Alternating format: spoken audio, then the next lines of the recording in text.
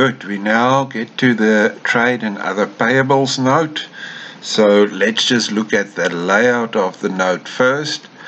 Trade and other payables, you've always got trade creditors in there, accrued expenses, any income received in advance if we had any, and then if there's a salary not paid or anything to do with salaries, it will have creditors for salaries, and then all the deductions for that. Pension fund, pay as you earn, UIF, it will have shareholders for dividends, and then it can have such income tax depending on whether it ends on a debit or a credit balance. So let's look at the information and then we can start the note. First, we're going to go through the list of balances and put in whatever we can find here that has to do with the payables. Okay, the retained income, fixed assets, fixed deposits, loan, bank, trading stock, consumable stores. Creditors, it's the first one I'm looking for, and it's 345,000. Because there may be quite a bit to do with that, I'll first just put it in brackets and do the calculation, same as what we normally do on the income statement. The next one, accrued expenses, 24360. So there's also an accrued expense, 24360. Such income tax, not putting that in yet because I need to do a calculation there. Creditors for salaries, 45,200. Creditors for salaries, 45,200. Next one, pension fund, 8,700. 8,700. Slash pay as you earn. Slash pay as you earn, 9,800. 9,800. And the last one on the list of balances, UIF, 890. So UIF, 890.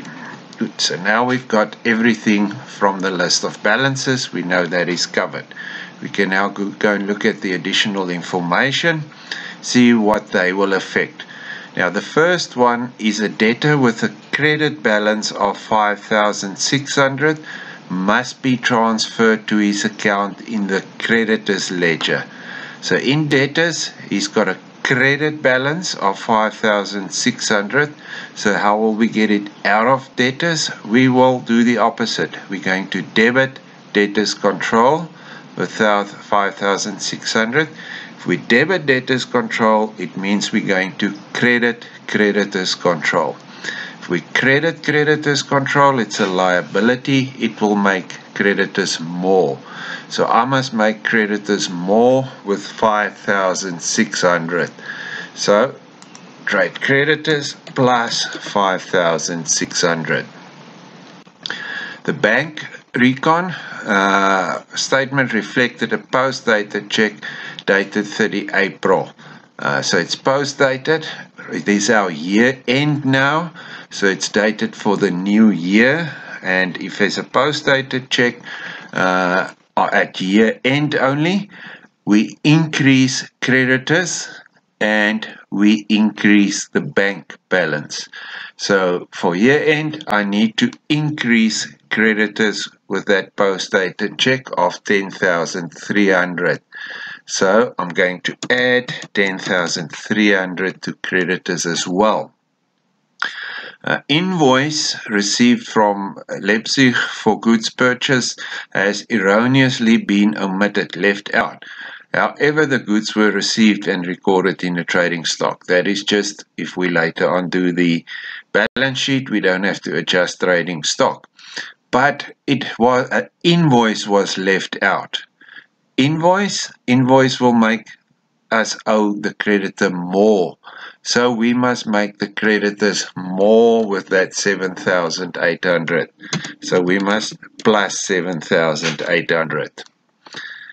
Okay, then we get to shares, loans, etc. So that was all the adjustments for creditors. So I can work out the total.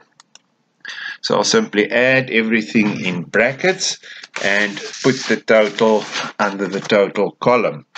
And that should give us 368,700.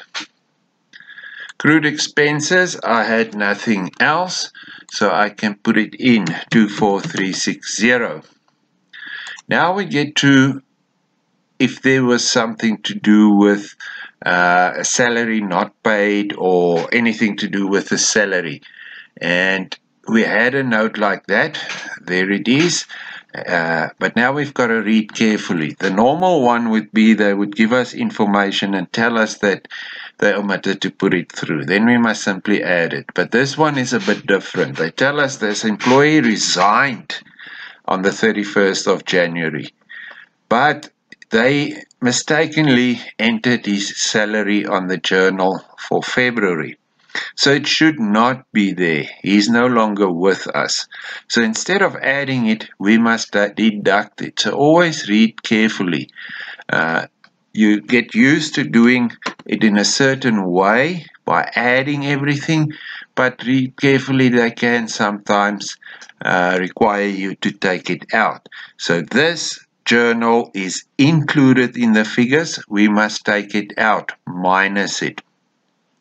Important for creditors for salaries, we're looking for the net salary. In other words, it is gross minus the deduction. So we must first work out what is the net salary. So the gross salary is 23,600. So the net salary is the gross minus the deductions. So the gross 23,600 minus we had pay as you earn of 3160 minus 3160. We had pension fund of 1230 and we had UIF of 110.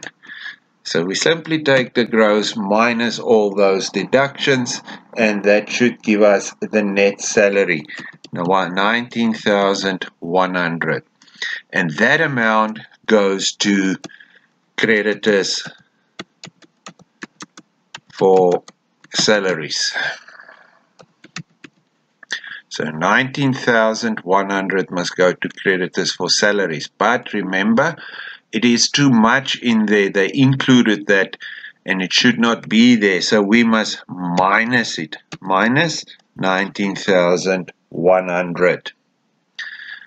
Okay, so we can calculate the amount. It is 45,200 minus 19,100 gives me 26,100. Pension fund. There's the deduction, but be careful with pension fund and UIF. There will also be contributions. So I must minus the 1230. I must minus everything.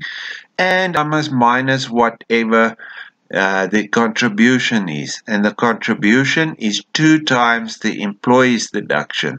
So 2 times 1230 gives me 2,460.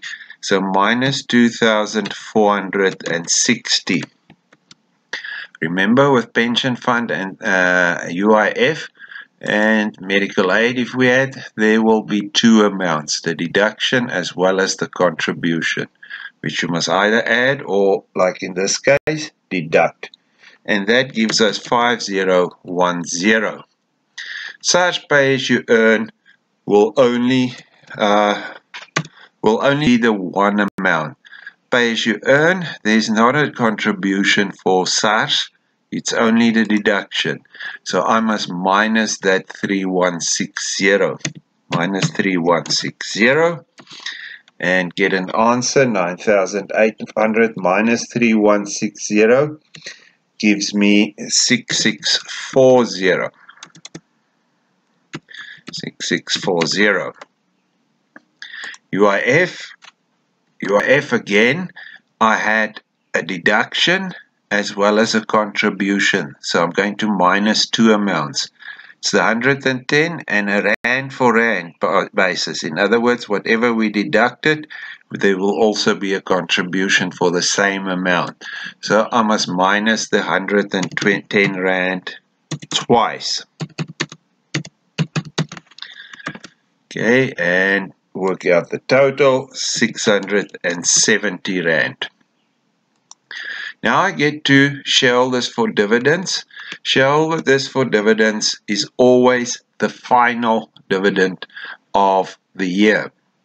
So I must just go back and look what my final dividend is. There I've calculated it when I did the retained income note. It is 300,000. So the shareholders for dividends will equal the final dividend. Always the final. You don't have to calculate it if you did the retained income note. It should be there already.